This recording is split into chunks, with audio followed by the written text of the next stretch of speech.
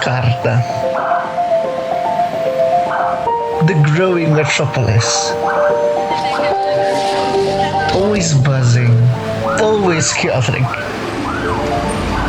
Yes, it might be noisy,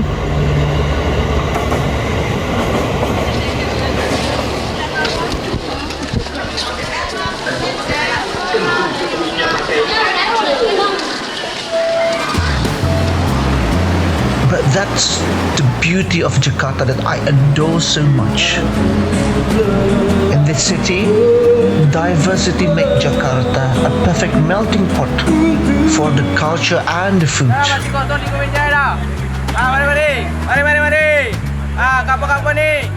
Sometimes it makes me wonder what Jakarta doesn't have to offer. When it comes to food, the option in the city is limitless. And this time, I will lead you into the journey to see and to taste Jakarta's very own food culture, the eccentric one.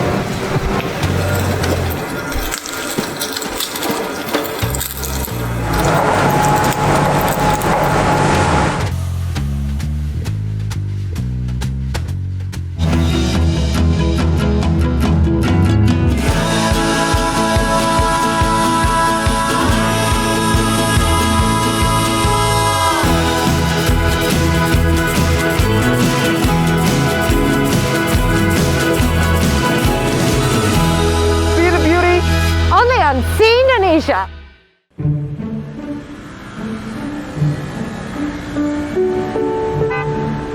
Tonight I'm going for dinner, and for that I brave the traffic to reach Sudirman Central Business District, one of Jakarta business powerhouses and the very beating heart of Jakarta's dining scene. This area reminds me of my father, who opened his own barbecue restaurant more than 2 decades ago. And the year after, Kampung Tenda Semanggi or KTS became a hit. Now, the SCBD typically offers high-end lifestyle and also modern dining experiences. Recently, in November 2021, the newly opened August, the brainchild of Hans Christian, the chef, and Budi Cahyadi, the general manager, is the hottest talk among Jakarta's gourmet.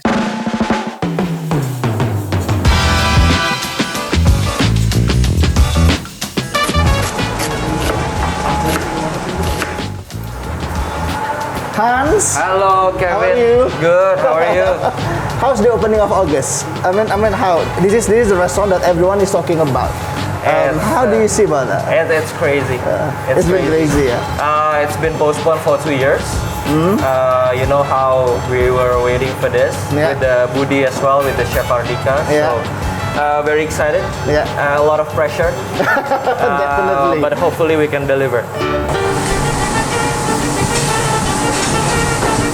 So meet Hans Christian, chef owner of August.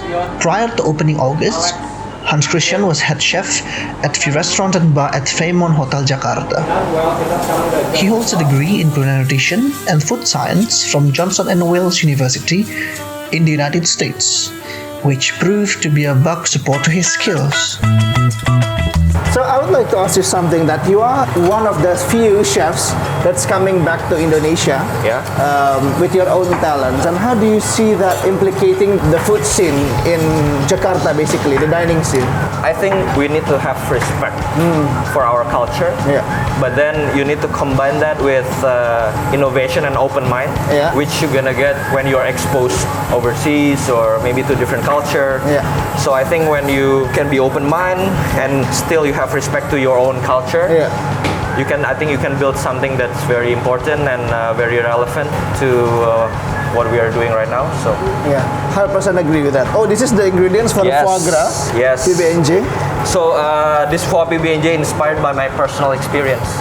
So As a chef. what's the story? What's the story? Okay, so basically, This comes from my very personal favorite. Yeah. So when I was in the US, You're saying this is inspired by that. And I know that you have this food science background in your certification. yeah. How it affect the way you cook, chef? It's just very contemporary, it's very modern. Is there any correlation to that? not really. It's just that food science background helped me to ask more questions regarding technique. Yeah. All the things that I learned. Yeah. I just need to ask more. You just need to be more curious. Yeah. I think it helps you in that sense.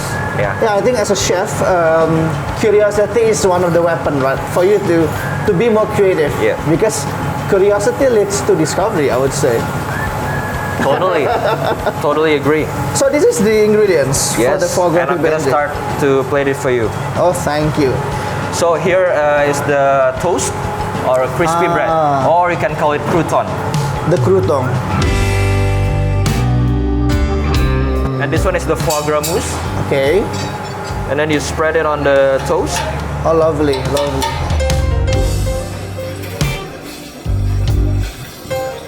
Also, you put that peanut on top of the foie gras. Yes. Who would expect? Who would expect that's actually foie gras?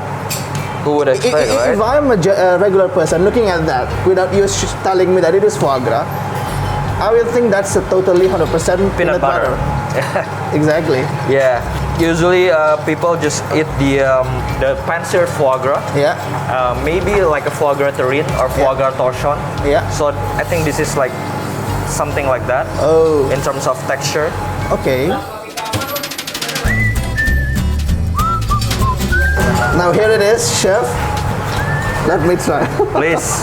Oh gosh, things that I've been waiting for. So Very- this is your interpretation of a peanut butter and Peanut jelly. butter and jelly sandwich, yeah. With more richness from the foie gras. You like it? I don't like it. I love it. And this is like eating a dream. I mean, this is so Yeah. good. And a lot of texture, yeah. Exactly. Sweet, savory. Sweet, savory, and you have that bitterness from the praline, a hint of bitterness. And who would thought that peanut butter and jelly could be this gourmet? Yeah. This so much different. Is this something that you are saying this is the signature dish of August? One of the signature, yeah. Usually we have each in each section. So for the snack section, this one is the signature. It's so good. Yeah. People will be so happy coming here because the food not just look good, but it tastes so delicious. Right, Kev? Yeah. Make sure you're hungry because I'm gonna prepare a main course for you. Well, shall we? I'm not gonna bother you any longer. Yeah. See you, chef. Thank you so much.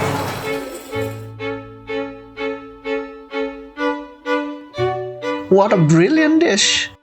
Hans interpret the American favorite, peanut butter and jelly sandwich, into a whole new dish. Who can expect that foie gras mousse with caramelized peanut on top of crouton is a twist of peanut butter? He also interpret jelly in sandwich and substitute it with pickled green. PB&J sandwich might be an on-the-go dish, but in Hans' hand, it become luxurious.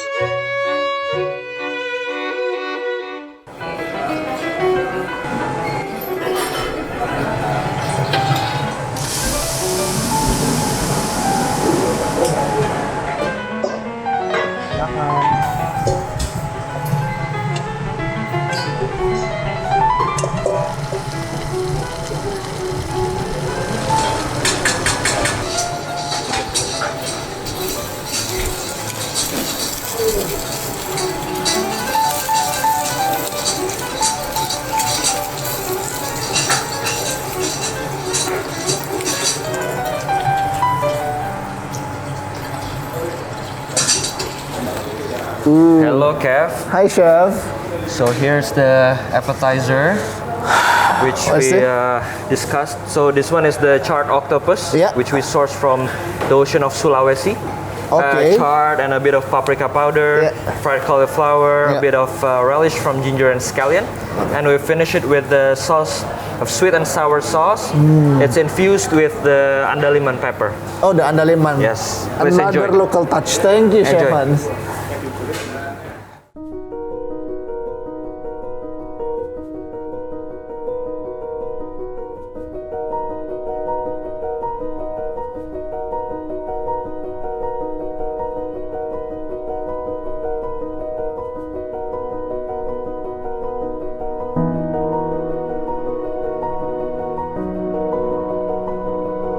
The dish that I'm having is charred octopus with sweet and sour sauce and cauliflower.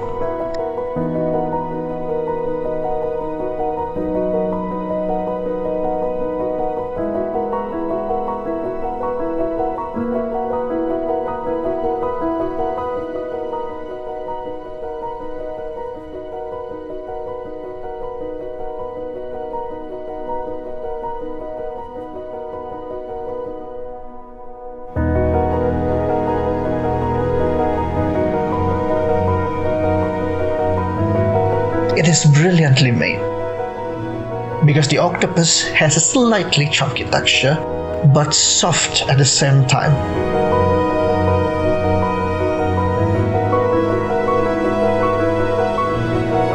Perfection.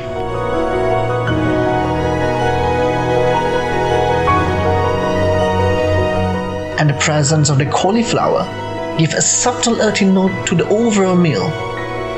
And the sauce is equally impressive. It is silky as velvet and gives such sweet and sour kick with andaliman infused flavor that present delicate heat to the overall mouthfeel. The Batak people must be proud of the andaliman sauce right here.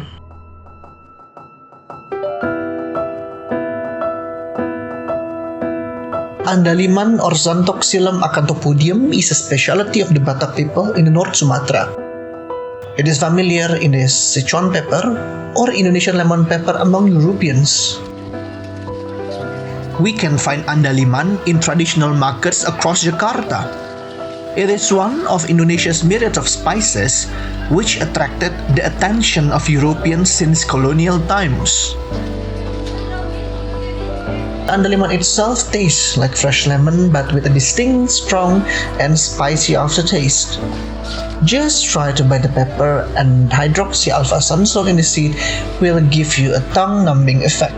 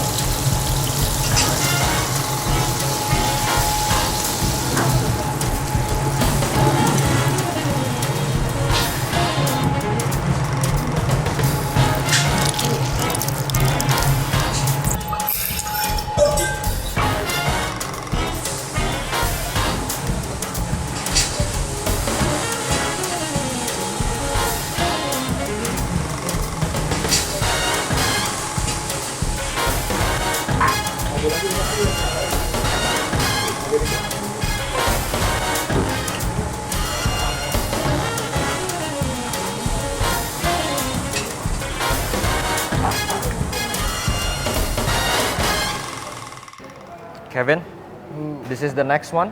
We have scallop and squid. Yeah. Pan-seared really quick with a bit of lime and salt, Yeah. a bit of shimeji mushroom, slice of belimbing wulu to give a kick of sourness to the dish. And the sauce is made from the bumbu dasar opor, or like the opor curry basic seasoning, emulsified with a bit of fresh squeezed santan and a lot of lemongrass. Enjoy. Thank you, Chef. Thank you so much.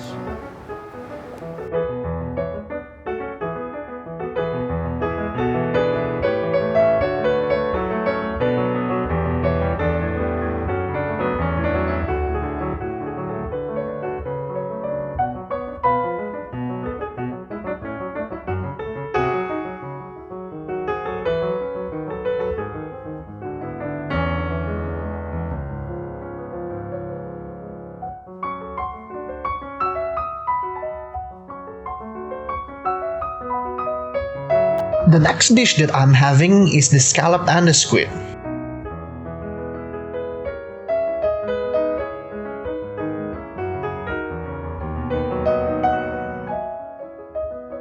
This dish is so good. because the combination of the texture and both the flavor.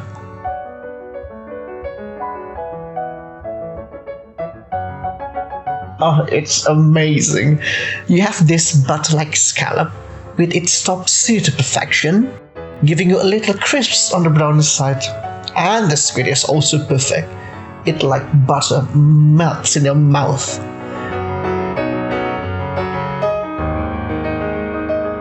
But one unique element that we need to mention is the presence of the tiny slices of belimbing wulu.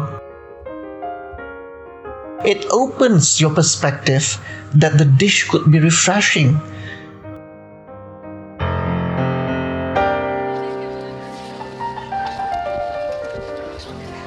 Belimbing wulu, a humble local ingredient, has this distinct acidic flavor which balances the silkiness of the sauce and also the sweetness of the seafood. Such a remarkable delicacy. Belimbing wulu, or Averrhoa bilimbi, is tropical fruit with possible origins in Maluku, Indonesia, and unlike cultivated plants, belimbing is only found in local backyards. The species is now cultivated in Indonesia, in other Southeast Asian countries, some African, some American countries, even Australia. Hans always tried to give an Indonesian touch in his modern dish with great execution in August. Just like the andaliman and bilimbi in my dish.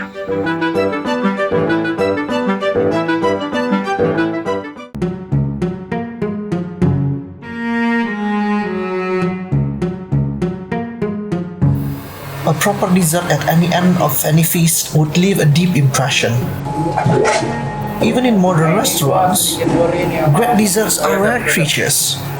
So it's not easy to be impressed by dessert in Jakarta's dining scene. But the dessert at August are exceptional. Here, talented pastry chef Ardika Dwitama, he is experimenting with local ingredients to make stunning dessert. The chef once worked with one of the best pastry chefs in the world, Will Goldfarb in Ubud.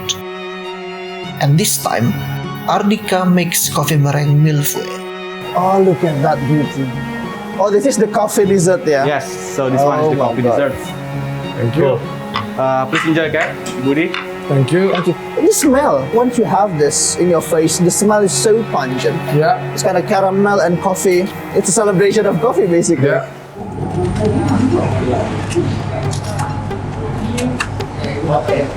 So let's try this. Yeah.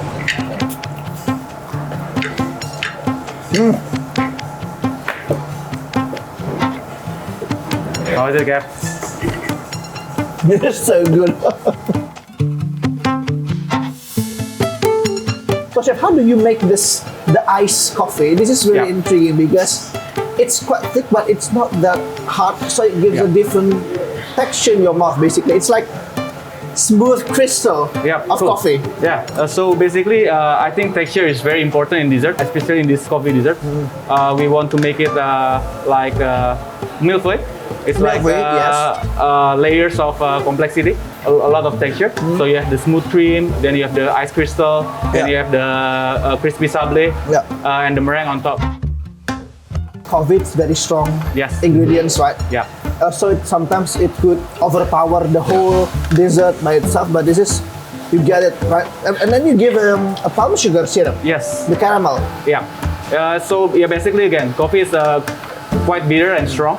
So you need some sweetness, but don't want to overly sweet. Yeah. So I think coconut nectar is a great choice. That's what you said, the coconut Yeah, the coconut nectar. So that we infuse the ginger a bit just for the aroma of ginger. Yeah. Because I think coffee and ginger is a combination that works well. So yeah. It really works. Cool.